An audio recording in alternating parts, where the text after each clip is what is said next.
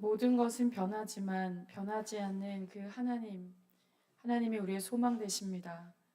오늘 이 밤에 소망 되신 하나님을 찬양하고 예배하며 그 소망으로 나가고 그 소망이 우리에게 승리를 줌을 깨닫는 시간 되게 하여 주시옵소서. 예수님의 이름으로 기도합니다. 아멘. 네, 오늘 함께 저희가 볼 말씀은요. 고린도전서 15장 58절입니다. 15장 58절입니다.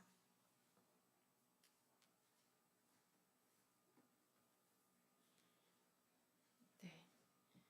한 절이어서 저희가 함께 읽도록 하겠습니다. 시작.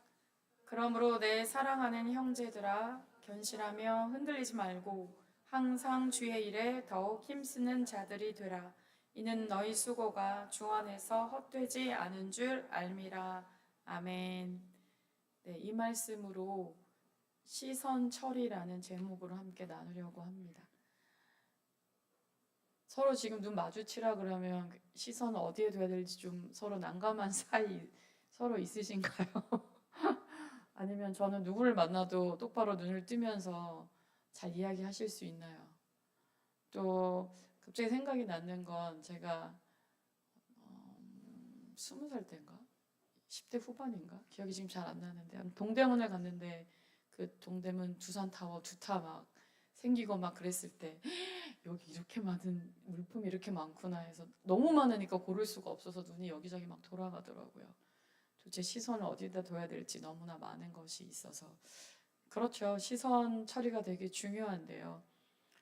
눈을 잘 마주치고 이야기를 해야 될 때에 눈을 피하고 있으면 뭔가 그 사람이랑 좀 대화를 나누는 게 어렵게 풀려가는 것도 있습니다. 근데 이 제목이 시선 처리와 어떤 관계가 있을까? 글쎄 오늘 제가 하고 싶은 말은 오늘 찬양에 다 나와 있는 것 같더라고요. 우리가 함께 불렀던 찬양에 다 있다라는 생각이 들었습니다. 제가 올해를 돌아보면서 올해가 12월이니까 괜시리 그런 생각이 났어요. 금요 이 설교가 한 달에 한 번 하는 건데 설교가 부담스럽죠. 설교자에게 있어서는. 거기에는 뭐 여러 가지 이유가 있죠. 때로는 본문이 잘 안 풀릴 때도 있고 잘하고 싶다는 쓸데없는 욕심이 너무 많아질 때도 있고 그런데 생각을 해보니까 설교라는 게 참 나의 연약함에도 불구하고 하나님과 대화하고 또 설교를 통해서 앉아 계신 분들과 함께 나누는 시간인 것 같아요.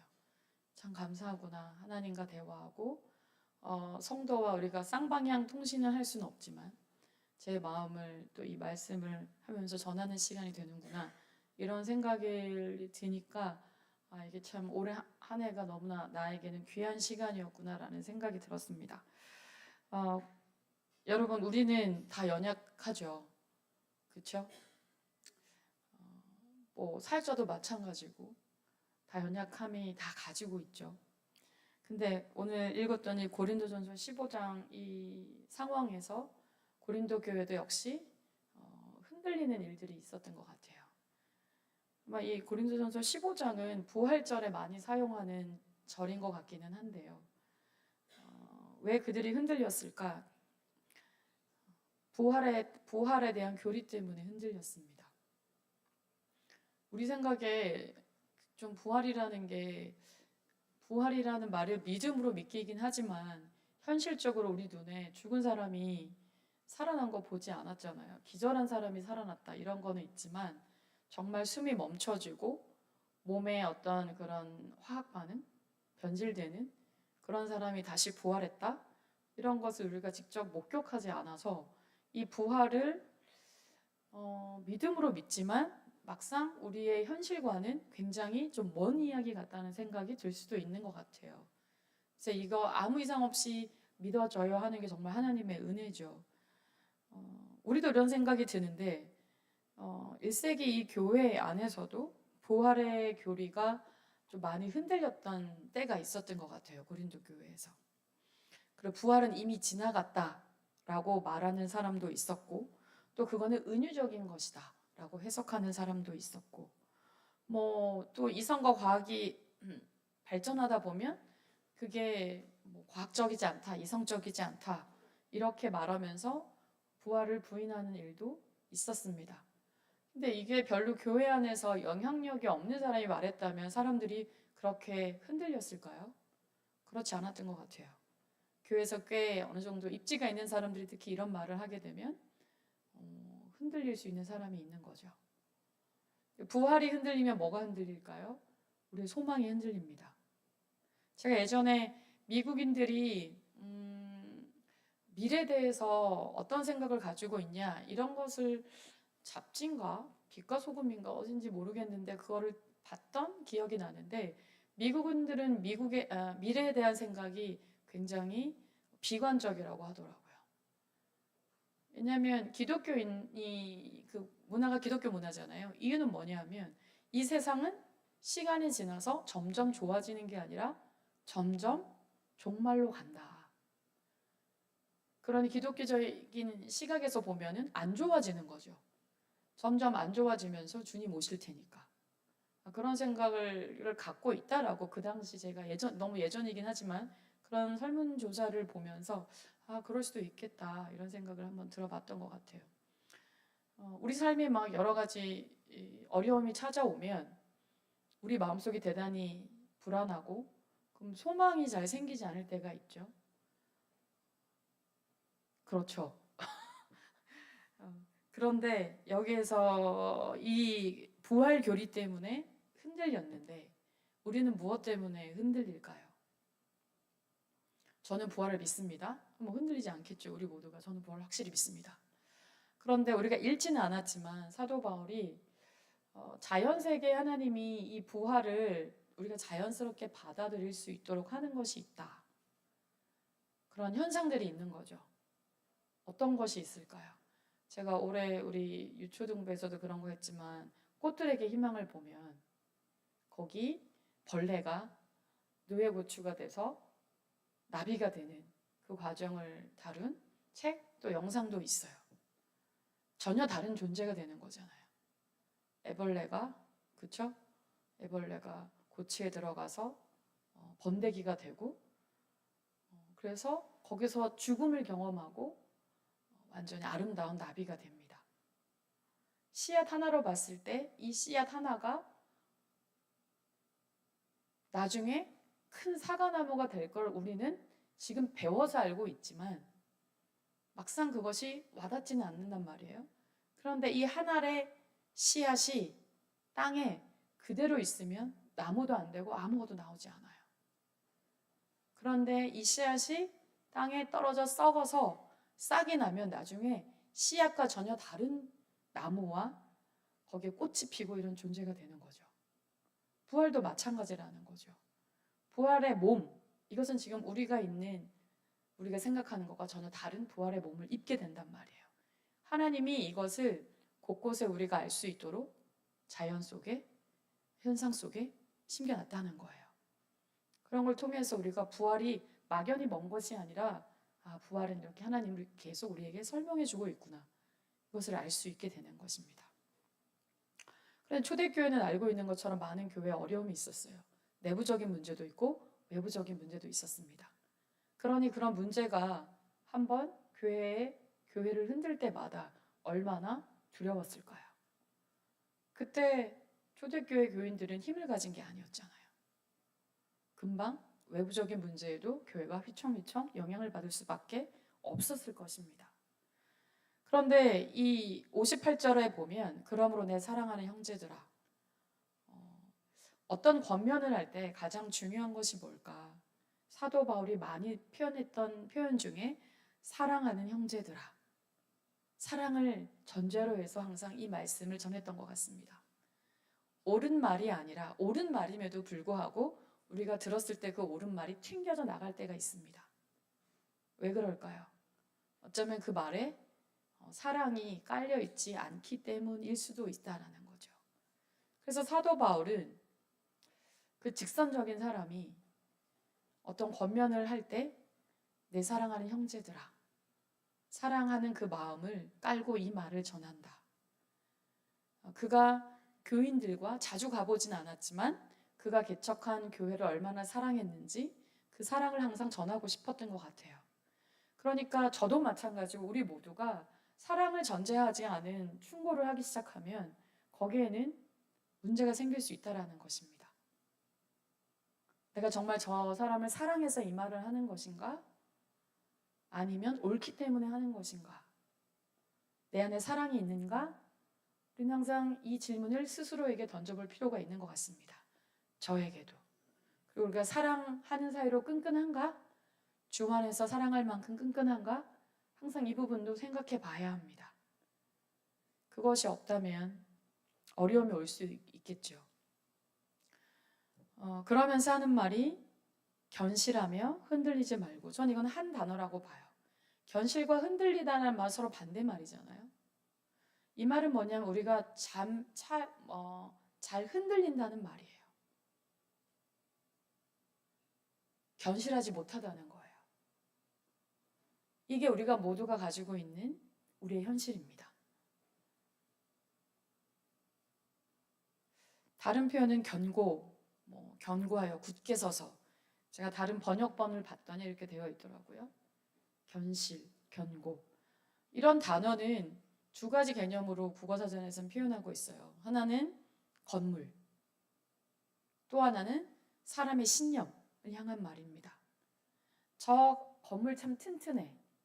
저 건물 참 견고해. 이게 어떨 때 쓰는 걸까요? 많은 환경이 있잖아요. 바람이 불고 너무 덥고 너무 춥고 집안이 약해서 흔들릴 수도 있고, 그럼에도 그 건물의 구조나 건물의 겉모습이 전혀 변함이 없다라는 뜻인 거죠. 우리가 하나님의 교회입니다. 그렇죠? 그러면 교회라는 것이 공동체도 의미하지만 우리는 쉽게 교회할 때 건물을 떠올립니다. 그러면 이것은 잘 보존되는 것을 또 말하지 않을까라고 저는 묵상을 해봅니다. 여러분 잘 보존되어 계십니까? 저와 여러분들이 겉모습에서도 그렇고요. 우리 내면에서도 그렇고요. 우리가 튼튼하게 잘 서 있어야 합니다. 또한 우리는 신념이 아니라 신앙이죠.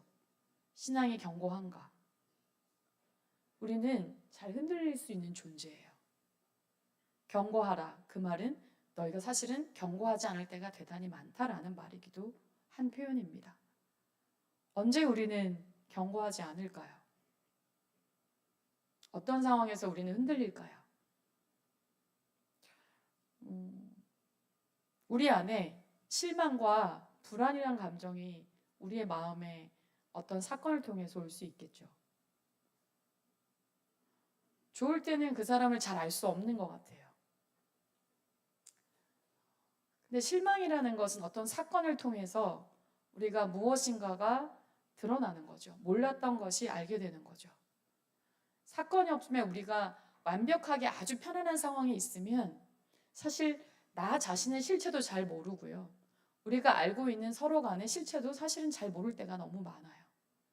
우리는 우리가 보고 싶은 것을 보려는 경향성이 있습니다. 그래서 우리 모두에겐 대단히 객관적이지 않을 때도 많은 것 같습니다. 근데 어떤 사건이 터지게 되면 그 사람 안에 있던 또 다른 그 사람의 모습을 보게 됩니다. 저희 안에 있는 나도 모르는 나의 모습이 드러나게 됩니다. 그리고 우리는 대단히 실망합니다. 어떻게 저럴 수가 있지?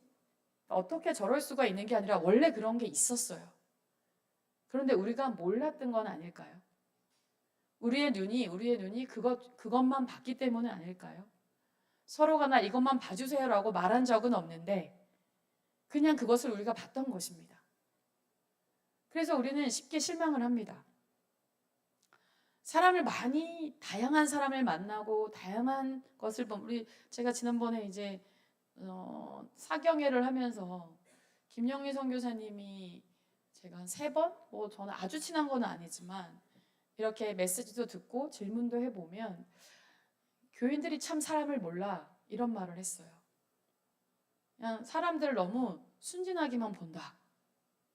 우리가 구원받았지만 우리가 완전히 영화의 단계에 우리의 인격과 우리의 모든 것이 되지 않았잖아요. 우리는 계속 성화되어 가고 있는 중인 거잖아요. 말하자면 계속 우리 스스로가 다 공사 중이라는 것이죠. 공사 중이라는 것은 시끄럽고 먼지가 나고 소음이 많습니다. 그런데 우리는 대단히 내가 원하는 대로 사람을 보는 거예요. 그래서 거기서 실망을 하기도 합니다. 그 실망이 어떨 때는 불안으로 이어지기도 합니다. 그런데 하나님은 말했잖아요. 사람은 믿을 대상이 아니라고요. 이것은 모두를 가르쳐요. 여러분, 각각의 직분은 우리가 어떤 눈을 가지고 있냐면 그 직분은 이래야만 해라는 우리 안에 모르게 각자의 다 기준이 있습니다. 물론 디모데서를 보면 이런 사람을 세워라라고 되어 있습니다. 하지만 실제 현장에서 보면 그런 기준을 못 갖춰도 사실 그런 직분을 감당하는 것이 우리의 현실이에요. 그렇지 않을까요? 그럼에도 불구하고 우리는 이렇게 해야만 해라는 것으로 눈을 봅니다. 회장은 이래야 해. 직분자는 이래야 해. 이래야 해. 저래야 해. 그런 잣대와 기준을 가지고 있는데요. 근데 성경 곳곳에도 보면 그렇다면 어쩌면 우리 교회 안에 직분을 때로는 세울 사람이 아예 없을 수도 있어요. 때로 냉정하게 얘기하면. 근데 교회에서 일을 진행하고 사람이 결정하는 일이다 보니까 그렇지 않을 때도 많이 있습니다. 그런데 우리의 눈은 우리의 기준 이래야만 해야 되는 것은 그거가 따라가지 못할 때도 많이 있단 말이죠. 그러다 보니까 거기에서 실망하고 불안해하고 답답해하고 이런 일이 있습니다. 우리의 아직 인격은 완성되지 않았는데 그걸 보고 실망을 합니다. 그럼 그때 우리는 누구를 봐야 할까요? 우리의 시선은 끊임없이 사람을 향해 가고 있는데요. 사건을 통해서 우리는 또한 흔들리는데요. 제가 이걸 생각하면서 떠올랐던 게 가데스 바네아에서 있었던 12정탐꾼입니다. 사실 우리를 흔들리게 하는 것은 소수의 작은 말이 아닙니다. 물론 그게 영향을 줄 때도 있어요. 하지만 다수의 말이 전체를 흔들 때가 있습니다. 12명 중에 10명이 다수잖아요. 2명은 소수입니다. 12명의 정탐꾼을 보냈을 때 어떤 사람을 뽑았을까요? 똑똑한 사람들을 뽑았을 것으로 우리가 예상을 해볼 수 있죠. 정탐꾼을 보냈는데 똑똑하지 않은 사람들이 정보를 가지고 오면 그것만큼 위험한 일이 어디 있겠어요. 그러니까 당연히 똑똑한 사람들을 뽑아서 뛰어난 사람들을 뽑아서 정탐꾼으로 가나안에 보냈습니다. 그래서 그들이 각종 정보를 가지고 왔습니다. 정보가 이상하면 그 다음 계획을 하고 전략을 짤 때 문제가 생기기 때문에 분명히 굉장히 뛰어난 사람들이 정보를 가지고 왔을 것입니다. 문제가 생길 때 우리는 대단히 똑똑한 사람들의 이야기가 엄청 힘을 실습니다. 그리고 그 사람들이 맞아요. 그 사람들이 거짓말을 한 게 아니에요. 그곳에 사는 사람들에 대한 정보, 그들이 가지고 있는 군사력, 그리고 각 마을에 있었던 어떤 그런 형태들 다 꼭 필요한 정보입니다. 이것은 팩트입니다. 팩트. 우리는 사실 팩트에 굉장히 많이 흔들립니다. 팩트 문제가 없죠. 그러면 나머지 두 사람은 팩트를 몰랐을까요? 알았을 것입니다. 그런데 10명의 사람들이 이 전체 다수를 흔들 수 있었던 것은 그 성경에 우리가 읽었더니 개역 개정에 보면 악평이라고 합니다. 악평. 객관적인 사실을 말했을 것에서 그친 것이 아니라 플러스 악평을 합니다. 악평은 사람들의 마음을 흔듭니다. 그래서 밤새 그 공동체 전체가 울며 불며 난리가 났습니다. 팩트 플러스 악평이 들어갔기 때문입니다. 우리가 생각보다 대단히 객관적인 것 같고 우리는 사람들의 말에 휘둘리는 것 같지 않지만 우리는 그렇게 잘 흔들립니다. 그러면 두 사람은 어떻게 했을까요? 두 사람은 악평을 할 줄 몰라서 그랬을까요? 그렇지 않을 거예요. 두 사람은 사실에다가 그들의 하나님의 약속을 더했습니다. 그게 진실입니다. 사실에 진리를 더하는 것.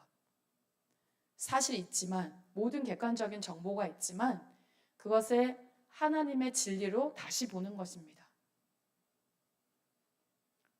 그런데 우리는 자주 이 함정에 빠집니다. 어떤 함정요? 똑똑한 사람들이 하는 팩트 플러스 악평에 정말 많이 흔들립니다. 그 사람들이 가지고 있는 백그라운드가 대단히 우리의 마음을 살 수 있기 때문입니다. 우리가 보고 싶은 것, 듣고 싶은 것들이 그들의 입에 나올 말이었을 수도 있어요. 근데 우리는 항상 진실해야 합니다. 진실에 반응할 수 있는 우리가 되어야 합니다. 사실의 진리로 그 사실을 볼 수 있는 것. 근데 그거는 소수입니다. 항상. 다수이지 않았어요. 그럼 우리의 시선이 어디로 가야 될까요? 우리의 시선 처리가 사람에게 가고 상황에 가고 똑똑한 사람들이 말하는 것에 머물러 있다면 우리는 진리가 코앞에 있음에도 진리를 보지 못할 때가 있을 수 있다는 거예요. 그래서 나도 계속 흔들리고요. 공동체 전체가 흔들릴 수 있습니다. 우리가 경고하지 않기 때문인 거죠. 우리가 생각보다 진리와 가깝지 않기 때문일 수도 있는 것이죠.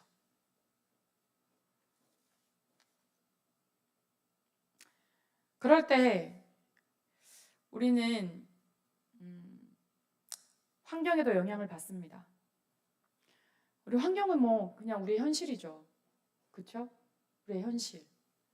우리가 어떤 큰 예를 들면 여러분은 코로나 시절에 어떻게 보내셨는지 모르겠지만 이 코로나라는 외부 환경 속에서 우리는 신앙을 잘 지켰나요? 우리 스스로가 알잖아요. 그런 어떤 환경적 큰 일이 생겼을 때 우리의 원래 그 신앙의 믿음의 성적표를 누가 가장 잘 아냐면 나 자신이 가장 잘 알고 있는 거죠. 그럼 환경의 변화가 있을 때, 큰 환경이 있을 때 우리는 여전히 견고하게 서 있나요? 학생은 시험이라는 것이 있죠. 학교의 시험 앞에. 또 직장인들은 직장을 또 알아보는 것 앞에. 이런 것이 있을 때 우리가 얼마나 견고하게 서 있을까요? 많은 인간관계와 우리의 환경적 변화가 우리를 참 많이 흔듭니다. 가족관계일 수도 있고요. 여러 가지에 우리가 얼마나 견고하지 못한가를 하나님이 여실히 보여준다고 생각합니다. 그 사건은 사실은 굉장히 우리한테 유익이 되는데요. 사건이 휘말리면 참 어려워요. 큰 사건이 발생하면 쉽지 않아요. 그런데 그 사건을 통한 유익은 뭐냐면 나의 믿음에 내 믿음이 어느 정도인지를 볼 수 있는 것 뿐더러 내가 또한 사람을 배우는 시간입니다. 그 사람을 배우는 시간이에요. 내가 보고 싶었던 그 사람, 내가 새롭게 배워가는 그 사람을 배워가는 시간이 사건이 가지고 있는 장점입니다. 사건은 참 괴로울 때가 있어요. 하지만 사건은 우리가 배울 수 있다. 그래서 여러분, 기독교인들은요, 계속 사단이 흔들죠. 우리 개인을 흔들 수도 있고요, 교회를 흔들 수도 있습니다. 하지만 그때마다 사도 바울이 말합니다. 경고하지 않은 우리에게 경고하라, 견실해라, 흔들리지 말아라. 너희의 시선이 사람을 보고, 너희의 시선이 환경을 보고, 너희의 시선이 지금 문제만 보고 있으면 끊임없이 요동하고 끊임없이 흔들린다. 하나님께서 이렇게 우리에게 말씀하고 있는 것입니다. 사도의 말을 통하여서요. 그러니 우리는 그때 시선 처리를 어떻게 해야 할까요? 다 알고 있을 것 같아요. 어떻게 해야 될까요? 히브리서 12장 2절을 보겠습니다. 히브리서 12장 2절.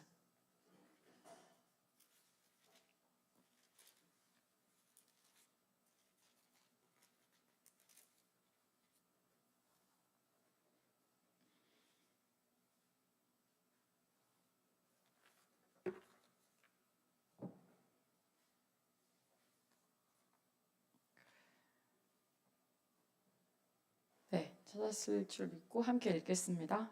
시작. 믿음의 주여 또 온전하게 하시는 이인 예수를 바라보자. 그는 그 앞에 있는 기쁨을 위하여 십자가를 참으사 부끄러움을 개의치 아니하시더니 하나님 보좌 우편에 앉으셨느니라. 아멘. 우리의 시선 처리는요, 우리의 시선은 끊임없이 흔들릴 때마다 나의 문제에 가 있고 사람에게 가 있고 환경에 가 있을 수밖에 없어요. 이게 우리의 시선이 항상 가는 방향이에요. 그런데 그럴 때마다 우리의 시선이 믿음의 주여, 우리의 믿음을 온전하게 하신 예수를 바라봐야 합니다. 우리는 이 부분에요, 굉장히 성령님을 의지하여서 우리의 의지가 의지적으로 이 믿음의 주를 바라보는 훈련이 있어야 합니다. 왜요? 그냥 상황을 바라보고 사람을 바라보고 사건을 바라보는 것은 의지가 필요하지 않아요. 그냥 본능입니다. 본능이 그렇게 되어 있어요. 근데 영적인 것은 본능을 거스르는 거거든요. 그러니까 성령님을 의지해서 우리는 끊임없이 본인이 이 말씀을 기억하면서 주님을 바라봐야 합니다. 베드로가 참 주님하고 친했지만 그는 폭풍 속에서도 주님을 만났습니다. 우리가 폭풍 속에서 주님을 만나는 사람도 있지만 폭풍 같은 큰 휘몰아치는 환경에서 얼마나 우리의 마음이 안정감이 없고 불안할까요? 막 이 폭풍이 날아갈 것 같고 주님이 보이지 않는 것 같고, 그런데 그 폭풍 속에서 베드로가 주님을 만납니다. 바다를 걷는 거죠. 물 위를 걷는 거죠. 그런데 물 위를 걸을 때 그는 분명히 주님을 보고 있었어요. 그의 시선 처리가 어디로 가 있었다고요? 주님을 바라봤습니다. 근데 그가 주님을 바라보다가 바람을 바라보니 어떻게 됐을까요? 그 바다에서 만난 주님을 더 이상 만나지 못했어요. 바다에 빠진 거죠. 그래서 베드로가, 또 자주 그러죠, 우리 베드로 사도님이. 겟세마네 있을 때도 시험에 들지 않게 예수님은 뭐라고 하셨나요? 기도하라고 했어요. 근데 기도하지 않았단 말이에요. 또 잠자고 있었습니다. 그러니 우리는 내가 뭔가의 이 상황에 너무 몰두하고 있는 것 같을 때 내 시선 처리가 사람과 사건과 상황에 갈 때 우리는 뭘 해야 할까요? 기도해야 하는 것입니다. 아멘이십니까? 그리고 이어서 말합니다. 그래, 견실하고 흔들리지 말고. 그 다음 말씀이 뭐죠? 항상 주의 일에 더욱 힘쓰는 자들이 되라. 여러분, 우리가 흔들리면 가장 먼저 뭘 안 하세요? 저도 마찬가지고요. 우리 마음이 괴롭고 힘들 때 우리가 어떤 것부터 안 하죠? 어떤 것부터 안 하세요? 일단 우리가 신앙이 흔들리면요, 기도의 자리에서 안 나와요. 생각보다 그래요. 교회 안에서 사건이나 사람 때문에 나 시험 들었어 이런 말을 어쨌든 우리가 다 한 번씩은 경험할 수밖에 없어요. 그렇죠? 왜냐하면 이게 사단의 전략이니까요. 교회를 흔드는 전략이니까요. 성도를 시험에 들게 만들도록 끊임없이 전략을 펴고 있으니까요. 그럼 우리가 가장 먼저 손 놓는 게 뭐죠? 본인이 해왔던 모든 것을 스톱을 합니다. 뭐 성경 읽기를 스탑을 한다거나 기도하기를 스탑을 한다거나 내가 맡았던 봉사를 스탑한다거나 힘들어서 못하겠습니다 하고 다 스탑을 합니다. 저는 여기서 정죄하겠다는 게 아니라 우리가 그렇다는 거예요. 생각보다 우리가 대부분 세상적인 것은 낫다 그러면 당장 피해가 오거든요. 피해가 오잖아요. 일을 그만두면 생활고에 시달려야 되고, 자녀를 보내지 않으면 자녀가 뭔가 이렇게 성적 관리가 뭔가 문제가 생기고, 여러 가지가 이제 직접적으로 오지만 영적인 것을 놓으면 당장 피해가 오지 않아요. 피해가 왔던가요? 그건 대단히 민감하시기 때문에 그럴 리가 없어요. 그런 분 내려놓을 수가 없어요. 그런 분들은. 그럼 보통 우리가 어떠죠? 봉사했던 걸 안 합니다. 못하겠다 그러죠. 찾아옵니다. 나 못하겠다. 이런 건 제가 객관적으로 말한 정말 병이 있거나 이런 거 뭐 이동이 있거나 이런 걸 제외하고를 말하는 거예요. 우리가 생각보다 주위의 일을 막 힘쓰자라고 말하지만 복잡해지면 아무것도 하고 싶지가 않은 게 우리의 본성이라는 거예요. 그거부터 안 하고 싶어 해요. 그거부터. 흔들릴 때 그런다는 거예요.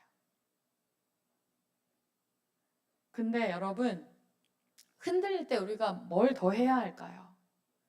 흔들릴 때 정말 귀한 사람이 어떤 사람인지 아세요? 성실과 인내를 가지고 그 자리를 지키는 사람입니다.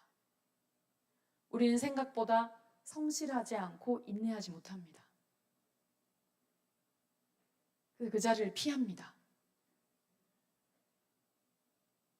여러 가지 이유를 대지만 사실은 그 이유가 제 1의 이유가 아닐 수 있어요. 근데 우리가 서로가 너무 이제 그렇게 말하면 좀 그러니까 내가 너무 드러나는 것 같으니까 1의 이유를 말하지 못한단 말이에요. 근데 알고 보면 그런 것들이 우리 안에 꽤 연결돼 있다는 것이죠. 여러분 복잡해지면 뭐 하세요? 마음이 복잡하다. 집에서 지금 집안 뭐 남편과의 관계 때문에 힘들다. 복잡하다. 그럴 때 뭐 하세요? 물론 풀로 갈 수 있겠죠. 뭐 쇼핑을 할 수도 있고 차를 마실 수도 있고. 그럼 학생들은 복잡해지면 뭘 하죠? 친구 만나서 수다 떨고 뭐 먹기도 하고 아니면 게임을 막 하면서 몰두하기도 하고. 우리 엄마들은 갑자기 안 하던 청소를 막 하기 시작할 수도 있고요. 꺼내다 막 갑자기 빨래를 꺼내서 엄청나게 빨래를 널기도 하고요. 왜? 마음이 복잡하니까. 뭔가 이 복잡하고 불안한 이 마음들을 어딘가는 빨리 털어내야 되니까 우린 뭔가 그런 것을 합니다. 그런데요. 사도 바울이 뭐라고 얘기하냐면 더욱 힘써라. 오히려 그럴 때 놓고 싶을 때 하기 싫을 때 하고 싶지 않을 때 시험에 들 때 뭐 하라고요? 그럴 때 어떡하라고요? 오히려 네가 해왔던 그 일을 더욱 힘쓰는 자들이 되라.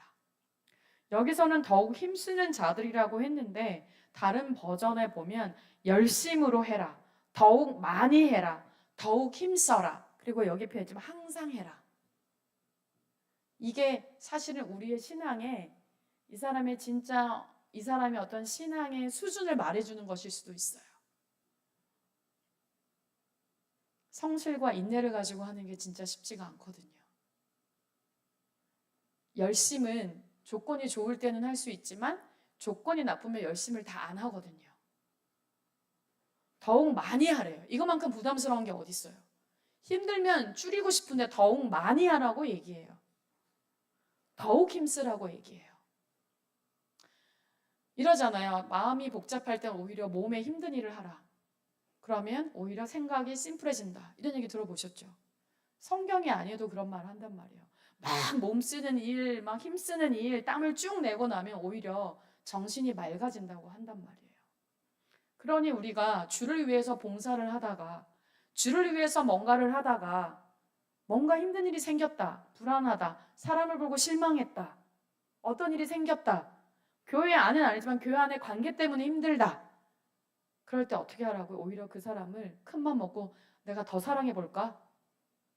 내가 저 친구에게 더 많이 전화해 볼까? 내가 밥을 사줘 볼까? 오히려 이런 거를 더 많이 해보라는 거예요. 힘들도록.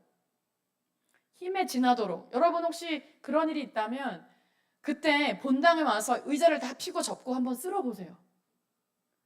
힘들거든요, 혼자 하면. 땀이 나거든요. 그럼 오히려 그러면서 나의 불안과 나의 생각들이 하나님 안에서 정리될 수 있는 것입니다.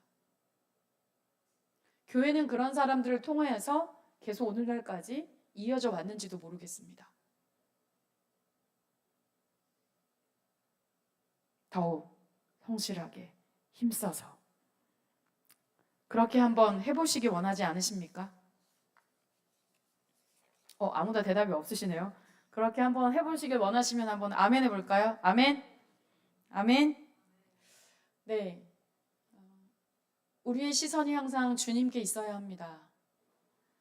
지금 이 하나님 말씀을 전하는 저도 누군가에게 분명히 실망시킬 수 있는 존재입니다.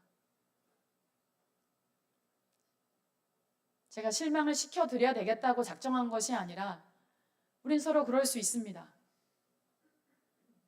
그러고 싶지 않은데 그런 일이 생긴다는 것입니다. 우리 모두가 그럴 수 있습니다. 그럴 때마다 우리는 누굴 바라봐야 될까요? 하나님을 바라봐야 합니다. 우리의 시선이 하나님을 바라보지 않으면 내 눈이 끊임없이 그 사건, 그 사람, 어떤 그 장소, 끊임없이 우리의 눈은 거기에 가 있습니다. 거기에 말을 듣고 감정을 부풀리기를 하고 온전히 쏟아내기를 하고 그렇습니다. 오늘 청소년도 많이 왔고 제가 오늘 청소년한테 이 말을 나 이게 너무 안 맞지 않나 이 생각도 들었는데 언젠가 교회를 섬길 사람들이니까요. 봉사를 해 나가야 될 사람들이니까요. 우리는 모두 다 흔들릴 수 있으니까요. 그럴 때마다 몸으로 더욱 힘씁시다. 청소를 합시다. 더 힘든 일을 자청하십시오. 제가 그 일 해보겠습니다. 몸이 너무 고되지 않아서 우리가 생각이 너무 복잡한 것일 수도 있습니다. 그런데 여러분, 우리가 이렇게 제가 이렇게 쓸 때가 있을까요? 쓸 때가 있어요. 왜냐하면 너희 수고가 주 안에서 헛되지 않은 줄을 압니다 라고 하셨습니다. 우리의 수고는 누가 기억해 주나요? 사람은 기억 못 해줄 수 있습니다. 사람 다 기억 못 해요. 전 생각해봤어요. 내가 언제 흔들리지? 제가 선교사로 막 하나님 앞에 기도를 하고 막 자청해서 나왔는데 막 안 하고 싶을 때가 있어요. 사람 때문에 안 하고 싶을 때가 있고요. 이 일이 너무 반복되는 일이 이거 언제까지 하지? 이래서 하기 싫을 때가 있고요. 막 흔들릴 때가 있어요. 짐 싸고 싶을 때가 있다고요. 뭐 항상 부모님들은 대안도 없는데 무조건 들어오라고 해요. 그렇겠죠. 자녀가 보고 싶으니까. 그게 항상 부모님의 마음인 것 같아요. 근데 그럴 때 생각을 하죠. 막 가고 싶은 말이 꽉 차 있고 99%까지 막 올라갈 때도 있고 막 그런 마음이 있어요. 근데 그때 다시 설거지를 해보고 뭐 이런 것들 제 나름대로 막 발버둥을 치다가 근데 내가 여기 어떻게 왔지? 내가 어떤 마음으로 왔지? 근데 상황과 사람 또 내가 되게 의지했던 사람이 떠나갈 때 뭐 흔들리거든요. 나도 가고 싶다 이 생각이 있거든요. 근데 내가 그 사람 보고 여기 온 거 아닌데 그 사람을 모른 채 내가 여기 오기로 결정했는데 내가 사건과 상황 보면서 이거 결정하지 않은 건데 나는 사건과 상황을 보면서 이런 마음 먹고 가는 건 정말 하나님이 원치는 않을 것 같은데 물론 난 하나님한테 나의 이유를 댈 수 있어. 이러이러이러한 조건이 있기 때문에 저는 갑니다. 근데 그거는 제가 조건을 만든 것 같거든요.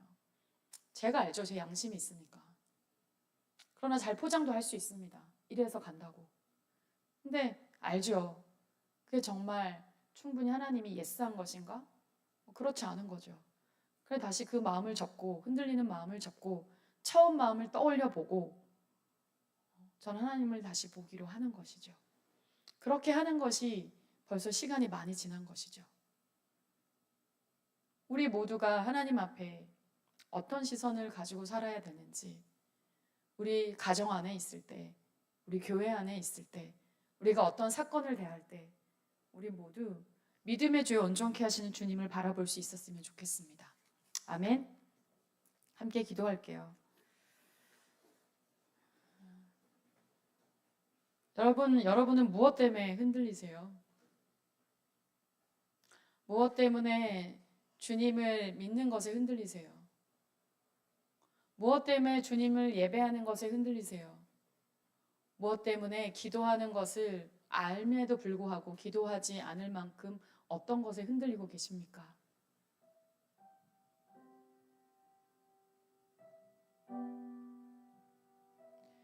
하나님께서는 말했습니다. 의인의 요동함을 허락하지 않는다고.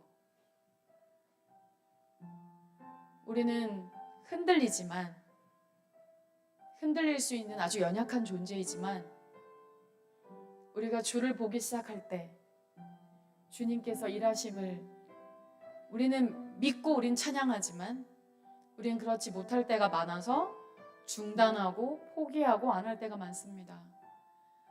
우리가 흔들리는 것이 무엇입니까? 최근 여러분을 흔든 것은 무엇입니까? 어떤 사건이 있었습니까? 어떤 일들이 있었습니까? 우리가 이 시간 하나님 앞에 우리가 흔들리는 것이 무엇이었는지를 떠올려 보면서 하나님, 제가 이 부분으로 흔들리고 있습니다. 저의 시선이 그곳에 머물러 있습니다. 저의 눈을 들어 믿음의 주요 온전케 하시는 주님을 바라보게 하옵소서. 사실을 잘 알아야 되지만, 그 정보를 잘 알아야 하지만 거기에 진리가 없으면 우리는 또 거기서 흔들립니다. 제가 어떤 진리를 붙들어야 할까요? 기도할 수 있었으면